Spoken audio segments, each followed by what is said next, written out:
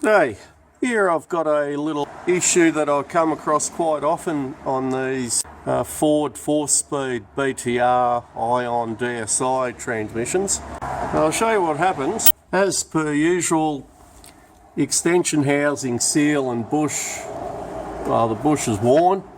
Extension seal can't take up the slop, so it leaks a bit of oil there. But this oil leak here will only be basically splashing oil because it's up so high. The oil level in these is regulated by the filler plug, which is over here where my finger is, a little bit hard to see. There we go, just there. And you can see the height of the oil there on the case, so it's up fairly high. And these transmissions, you check the oil level after you've had a good run, warmed it up to operating temperature and let it sit with the engine not running for about 15-20 minutes, and it should be just coming out of there. But what happens quite often on these, depending on the filter service kit that you get for them, I found that these seals, they'll be loose on the filter, and I'll just show you that in a moment.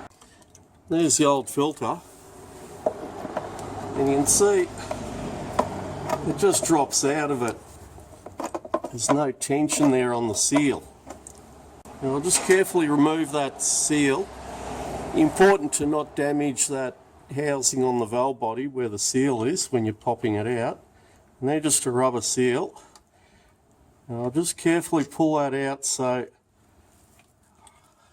that's how it went, in that way. And I'll show you something. Get this filter out of there. See, the seal's quite loose when it goes in that way. But if you flip it 180 degrees, look at that, I can't even push it in. Can't even push that seal on that way. And the way it was sitting this way. So what happens, because the seal goes up so high into that little port there, and the filter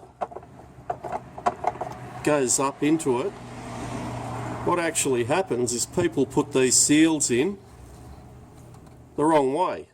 It's always a good idea to actually test the seal on the filter.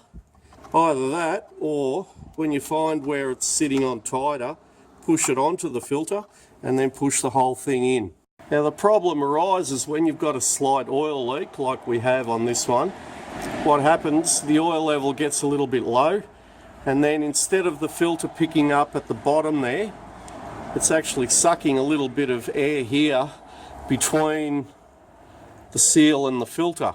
Just an important thing to check when you're doing a service on these. It looks fairly straightforward, but you can get caught quite often like that, depending on who you buy the kit from. Sometimes the kits, often it won't matter whether the seal goes one way or the other, but always a good idea to double check. And if you want to see a video how I replace the extension housing, seal and bush, I'll leave that in the description there, a link in the description, and you can check that out. Here I've got the new filter. You can see the seal's already on there, and it's quite tight. But if I pop it off, turn it around 180 degrees, it's still tight.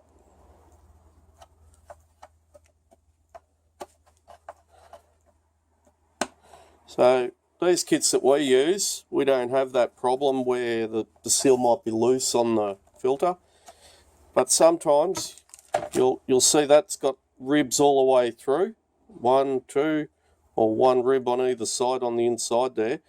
Some seals, they'll have only 1 little rib there.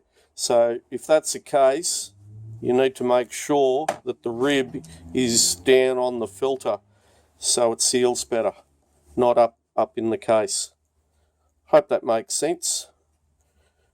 Anyway, hope that's helped. Thank you for watching.